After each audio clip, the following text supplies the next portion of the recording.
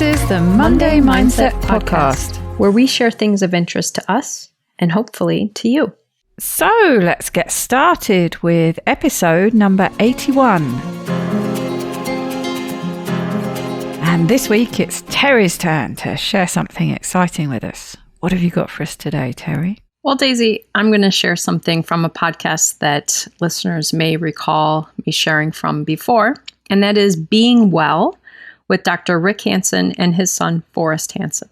It's probably no surprise I like listening to them because it's a psychologist talking about psychology, and it's always interesting to me. But this topic is especially interesting because it's something that I read a lot about, listen to a lot of podcasts about, and still struggle with in my own life.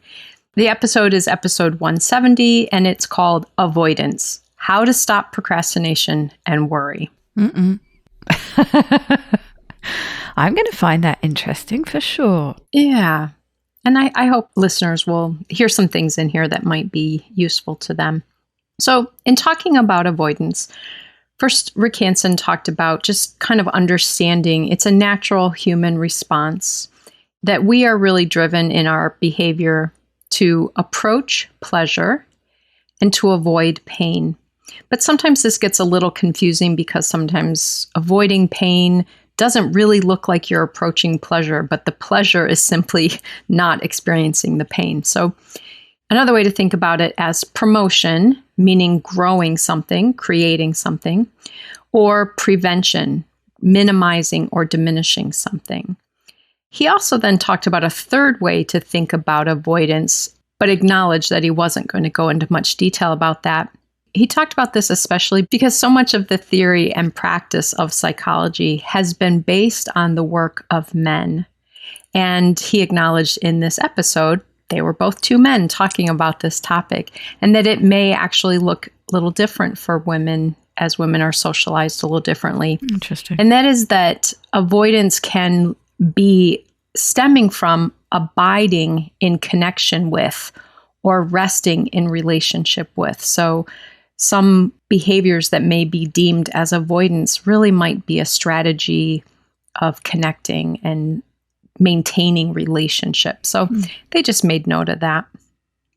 So they talked about avoidance generally looks like some behaviors that we're all familiar with: procrastination, maybe using passive-aggressive language, obsessive rumination, or by limiting situations that you engage in. And in general, just the idea that it is intended to avoid the stress of an experience, an emotion, of an interaction. And I think an important framework for all of us to use, and then we'll learn more about this later in the episode, but that avoiding things is a form of coping. Approaching things can also be a form of coping. So, for example, stopping at a red light to avoid an accident, that's healthy coping. So in this example, it wouldn't be bad for someone to use avoidance. Yes, you want to avoid a car accident. But let's say, for example, you avoid getting into your car because you hold a lot of fear about interacting with people and social situations. That then would become an unhealthy avoidance. So again, approaching can be a form of coping and avoiding can be a form of coping depending on what the situation is. Forrest, the younger gentleman in the podcast, talked about one of the challenges of avoidance is that it actually makes longer term effects of a stressor worse. By avoiding something and putting it off, we obviously are not wanting to face the stressor. We're prolonging that time until we have to face the stressor. But unfortunately, what usually occurs is that it actually makes the whole impact worse. It increases both the length and intensity of the stressor. So it drags out the stressor. And oftentimes, one of the reasons why we talk so much about avoidance and procrastination is that it starts to spiral more out of control, and the consequences kind of stack up on themselves. And eventually the person totally wants to avoid this situation, even though they still have to face it. So this is why they spent time talking about avoidance. Rick Hansen at some point made a good point about this and acknowledged that avoidance is not just an overall pattern, that we may have more or less capacity to manage certain stressors at certain times in our development, certain times in our life, and that we shouldn't necessarily then just judge our avoidance as a negative thing. And we may find even one person's avoidance, someone else can manage it very differently at that same time. So when we are avoiding, we are less engaged and we're stuck in an older view of ourselves. So often it's a limiting belief, like, I can't do this. I'm uncomfortable when I go into public, and so we avoid it. But one of the reasons why it's so bad for us is that it doesn't allow us to learn differently. It doesn't allow us to replace those old thoughts of ourselves and the world with better ones. So it cuts ourselves off from that opportunity. They then went ahead and talked about categories of avoidance situations or reasons why we avoid. The first one talked about phobias. Dr. Rick Hansen talked a little bit about a client that he had worked with many years ago, a little girl who was phobic about grass. And that phobia prevented her from doing a lot of things. So those are probably pretty obvious avoidance situations. But they then talked about a category called protective avoidance. And this would be our rumination, our obsessive thoughts or feelings, focusing on the bad things that could happen. And it's called protective avoidance because in general, we think that it helps us hold off the negative consequence of the stressor. So we spend a lot of time worrying about something. And again, if you've done this before, if you ask someone before, like, why are you worrying about that? You can't control that. Somehow the belief is that if I put energy into worrying about it, it won't hurt so bad when it happens. It won't bother me so much if I'm kind of prepared. So again, this is why it's referred to as protective avoidance. Unfortunately, again, it actually keeps the underlying feelings or longings at bay. And what we actually need to learn in these situations is how to tolerate them better, not how to avoid them, because we're causing ourselves a lot of pain in the waiting. And then they talked about substitution avoidance. And this would be an example of expressing one emotion rather than one that feels more difficult. And the most common that people talk about with this, I would think, would be anger. That it feels a lot easier for many people, not everyone, to express anger than feelings that are a little more vulnerable, like hurt or sad. And so because the underlying emotion actually is very uncomfortable to tolerate, people will switch over to this other emotion instead because it feels a little easier to tolerate. And then Rick Hansen added another example of substitution avoidance would be problematic eating. If I'm feeling lonely, sad, scared, bored, angry, eating to kind of block that emotional experience obviously is a type of avoidance. So I thought that was relevant to conversations that you and I have pretty regularly. So in thinking about then what to do about avoidance, everything I'm going to say in some way comes back to the main theme of this is that the question to ask yourself about your own avoidance or to help someone else work on their avoidance is to keep focusing on what is the function of the avoidance. And in this way, recognizing it's not a bad behavior, it's not a horrible coping mechanism. It is a way that we've learned to lessen our stress about something. And you may be familiar with this term, but secondary gains. So by avoiding something, I'm making a situation worse, but the secondary gain is I don't have to face it yet. So there's always kind of an underlying motivation, even if the avoidance itself creates a negative outcome. it is intended for a positive reason. And so to think about it that way, to not pathologize ourselves so much. Yeah, I'm doing this problematic behavior, but I'm doing it because I think it's protecting me, or it's been a learned coping strategy for many years. So follow the path of what the avoidance is achieving, and then ask what it could mean if you approached it. So for example, a week or so ago, I was traveling for a weekend, and I had to clear some space for some workers to come into my apartment and do some work. And I was stressing about getting the place straightened up so they could come in and doing all of this stuff. And someone helped me walk through, well, what will it look like if you don't do it? And what would it look like if you did it? And my usual approach is I will wait until the last minute. I'll stay up until 2 a.m. boxing things up.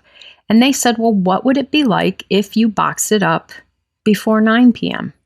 And of course, I had all these reasons why I would wait, and why my pattern is that I wait until the end, the last minute.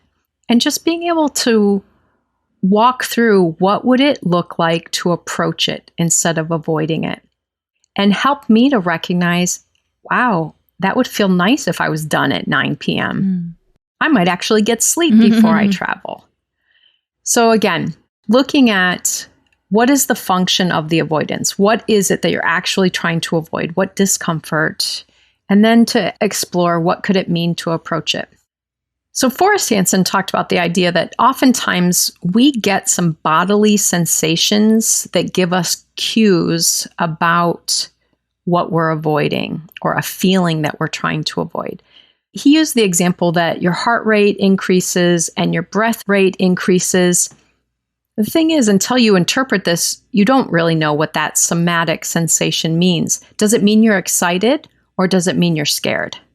Because they both can cause those same bodily sensations. So when we become aware of our body responding, this might signal to us that that emotion is coming, that uncomfortable emotion is coming. And then this is why we jump into avoidance mode, because we don't want to experience that emotion.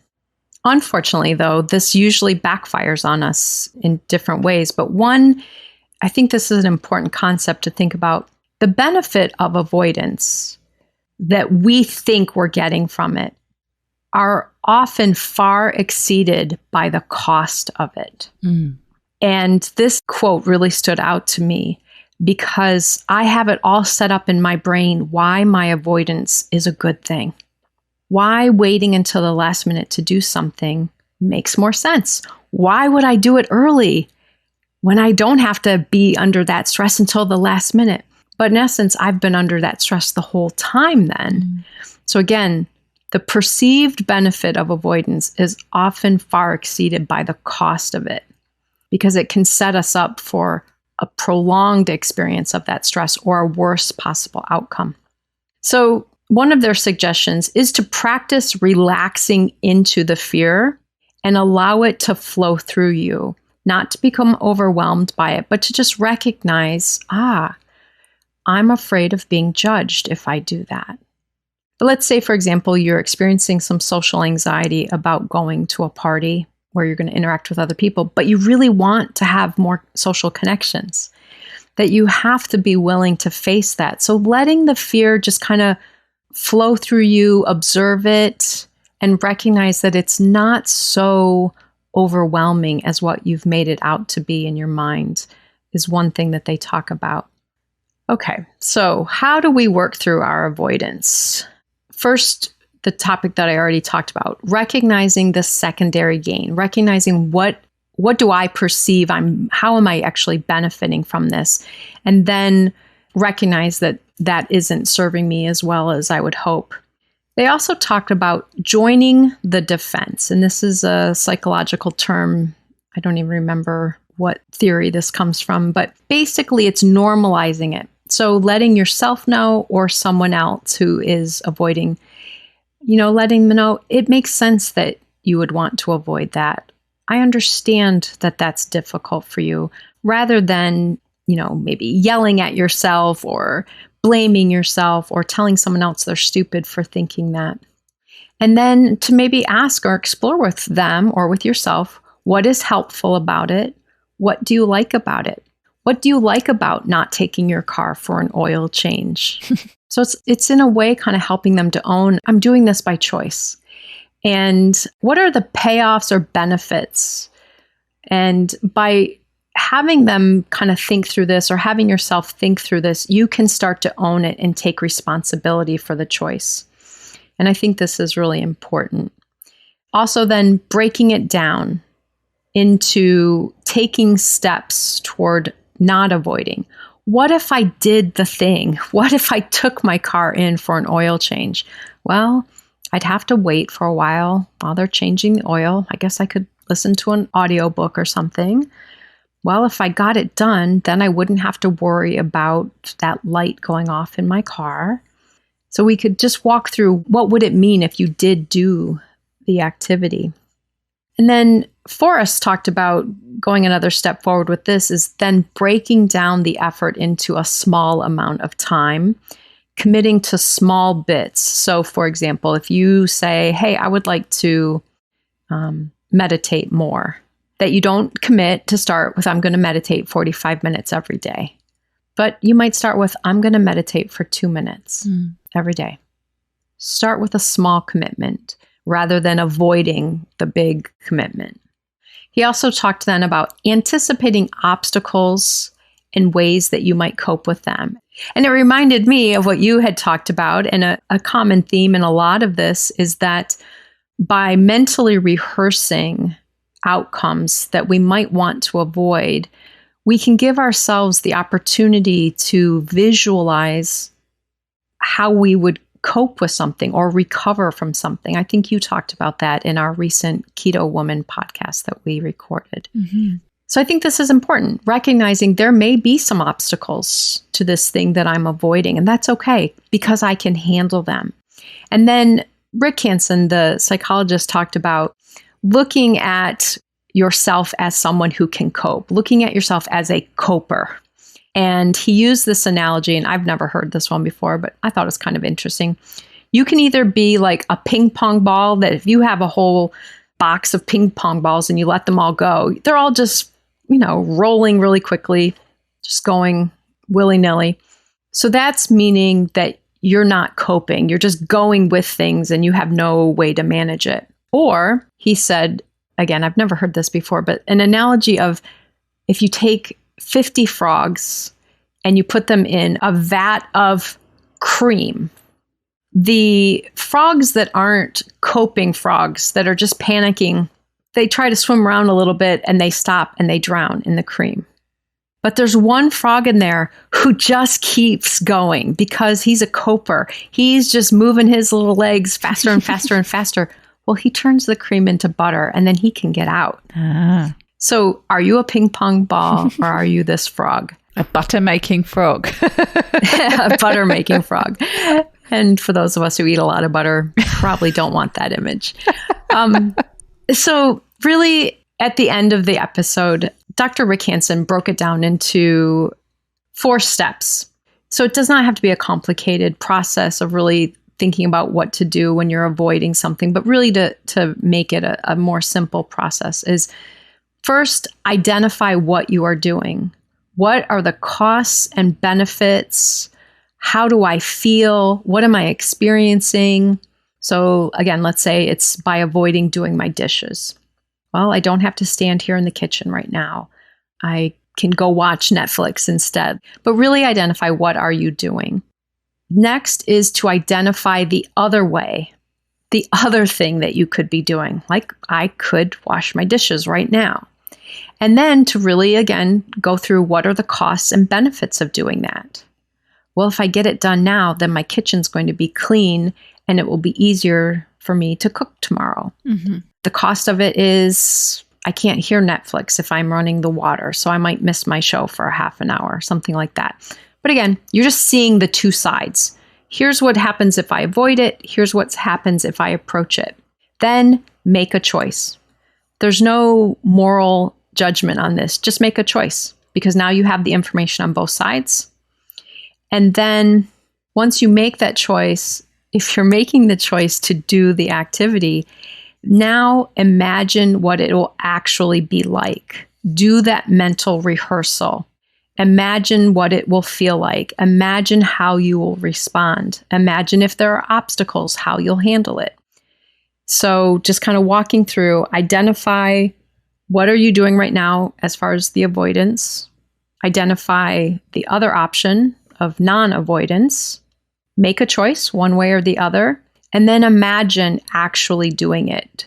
Because our brain responds better once it has this mental map. Mm-hmm. So go ahead. Think about it. When I do this, it's going to feel so good. Like I said about my example, I just started thinking about, oh my gosh, it would be so nice to feel good and go to bed at a reasonable hour. Because normally I'm up until the middle of the night packing and doing things. So again, overall, just not pathologizing ourselves for our avoidance. These are normal responses, but recognizing there's a root cause to it. And the more we can keep digging down and identifying how is this coping strategy of avoidance serving me and how is it not serving me? And based on that ratio, do I want to make a different choice? Is it worth it to me to do something that maybe is uncomfortable right now rather than avoid it and experience discomfort even longer by prolonging it? So I think it's just a helpful way for me to keep thinking about this procrastination and self-sabotage stuff that I do. And I hope other people can take some of it as well. That's very interesting. There are a couple of things I noted as you were talking. And one of the things that jumped out to me was when you were talking about asking what the function was of the avoidance and the behavior associated with that. And you mentioned that it could be protective. Mm-hmm. And it just reminded me of the IFS work that I did when I was seeing that counselor. And that was something really beneficial that I took away from that experience, was that all of our behaviors, all of these habits, all of these things that we've done over the years, especially when we start thinking of them as problematic, if you start thinking of them as being protective, IFS goes into, you imagine characters in your mind for all these different behaviors, but basically they are protectors. They formed to protect you from a really uncomfortable, painful experience. So, that's thinking back to the root cause, something that was happening that was painful and that you wanted to avoid it. And so you built this habit around it to protect yourself from it. And I think once you start seeing all these things in that light, it's a lot easier to start digging into it. Like you said a bit later on, this joining the defense, it becomes a lot easier. And when you were talking about relaxing into the fear and letting it flow through you, it all becomes a lot easier to dig into when you take a step back or multiple steps back and become a spectator where you're not judging. So if your automatic assumption is, if you go into it thinking, right, okay, I accept that these behaviors, I've set them up to protect myself from some kind of painful emotion. So that straight away sort of takes out at least some of the judgment from it, takes out some of these, like you were saying, you don't start piling in on yourself and berating yourself, and just observe it. And as you were talking about, letting it flow through you and approaching it with curiosity and not with judgment, with the intention of learning something from it, because that is much more likely to go on to be productive in some way. Absolutely. I love that you covered that. I think unfortunately, what we often want to do is avoid that uncomfortable feeling. And the way you just talked about it, and actually, Rick Hansen talked about this in another part of this episode. He talked about, sometimes creating a little distance from something helps us see it differently and actually need to avoid it less, that it actually can help us connect with it. The example I thought of when he was talking about that was social media. You see people on social media all the time, like, I'm taking a 24-hour break, or I'm taking a 7-day break. But by distancing a little bit and observing, they could get more connected to their lives and more connected to things. And based on what you just described, I think sometimes we cut ourselves off from ourselves because we're so fearful about those feelings or wanting to avoid having that negative feeling, versus observing it as it goes through us without attaching to it and holding on tightly to it, I think is an important skill for all of us to work on.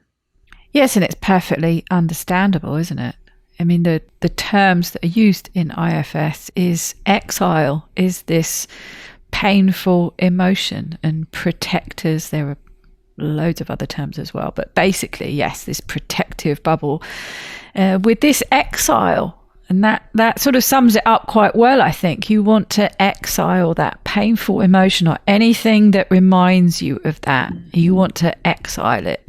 And so you build all these protective layers around it. And that's where it gets really interesting, is looking at what these layers are.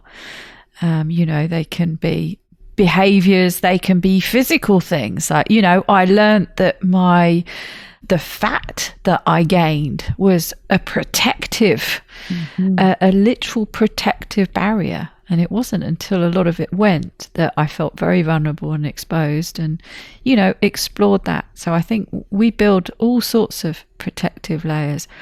The other thing that I wanted to just touch on quickly was when you were talking about the bodily sensations and how they could be a cue for setting up this avoidance cascade. And it just made me think of Kelly McGonigal's work, in particular back to that episode when she talked about movement and how she reframed potentially negative associations you'd had with different sensations. The reason I thought of it was because you highlighted increased heart rate, increased breath rate.